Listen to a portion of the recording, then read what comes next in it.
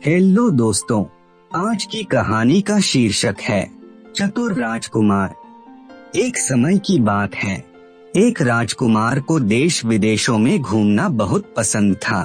एक दिन उसने अपना एक विश्वसनीय सेवक अपने साथ लिया और अपने राज्य से चल दिया।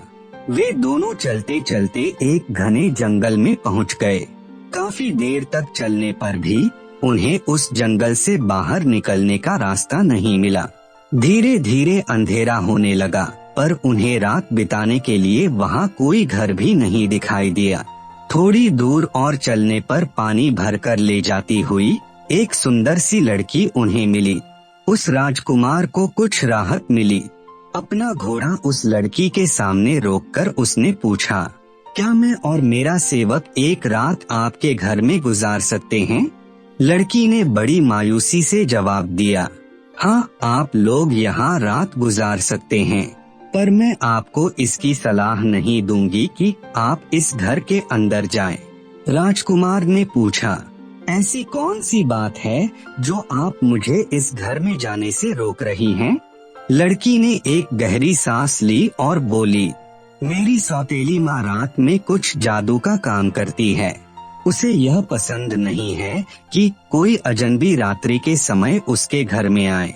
राजकुमार को लगा कि वह सचमुच एक जादूगरनी के घर पहुंच गया है, पर रात के अंधेरे में उस घने जंगल में किसी और जगह ठहरना भी खतरे से खाली नहीं था।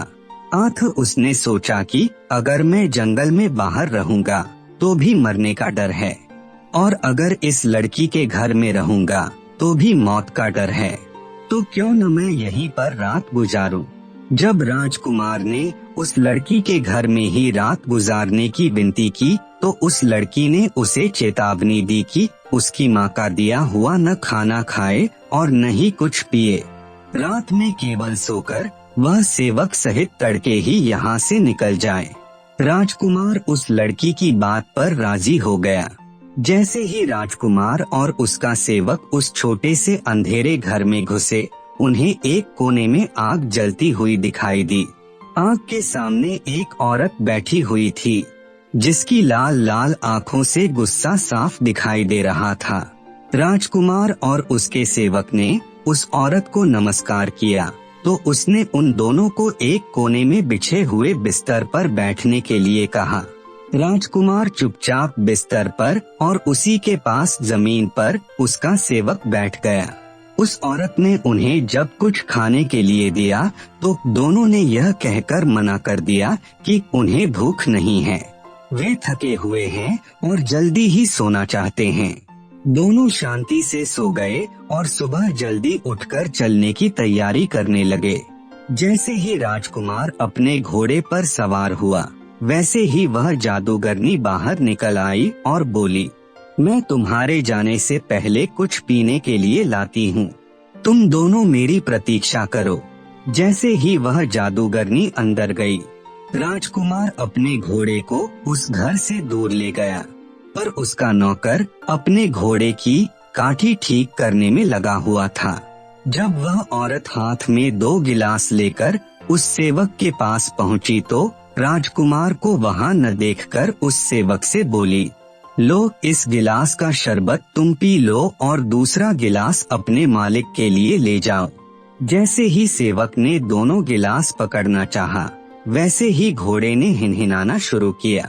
आठ दोनों गिलास छूटकर उसी घोड़े पर गिर गए और देखते ही देखते घोड़ा वहीं ढेर हो गया। सेवक यह सब कुछ देखकर बहुत डर गया और अपने मालिक के पास दौड़ गया। राजकुमार कुछ दूरी पर उसी का इंतजार कर रहा था। उसने शरबत वाली बात राजकुमार को बतलाई तो उसने भगवान को लाख लाख धन्यवाद दिया कि उसने आज उन दोनों की जान बचा ली। पर राजकुमार का सेवक अपने घोड़े की काठी को छोड़कर नहीं जाना चाहता था, क्योंकि अगर दूसरा घोड़ा भी ले तो उन्हें ऐसी काठी कहीं और नहीं मिल सकती थी। राजकुमार का सेवक जब अपनी काठी लेने के लिए वापस गया तो उस घर का दरवाजा बंद था, पर उसके मरे हुए घोड़े को गिद्ध खा रहा था। सेवक ने अपनी तलवार से उस गिद्ध को मार दिया। काठी और मरा हुआ गिद्ध लेकर वह राजकुमार के पास पहुंच गया।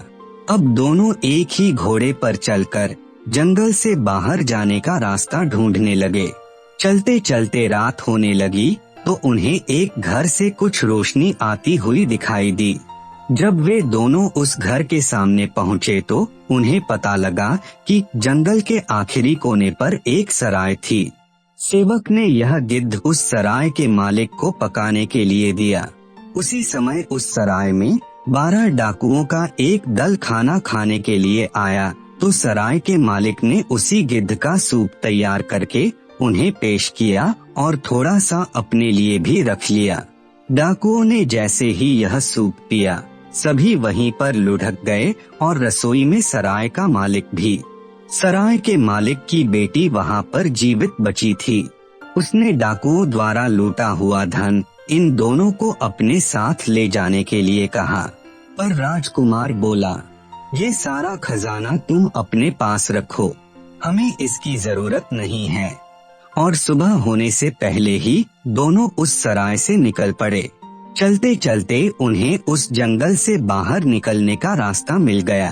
कई दिनों तक चलने के बाद वे एक ऐसी नगरी में पहुँचे जहाँ की राजकुमारी ने ऐलान करवा रखा था कि कोई उससे ऐसी पहेली पूछे जिसका हल वह न ढूंढ सके तो वह उस पहेली पूछने वाले को ही अपना पति बनाएगी, और अगर उसने उस पहेली का हल ढूंढ लिया तो उस पहेली पूछने वाले को मौत को गले लगाना होगा।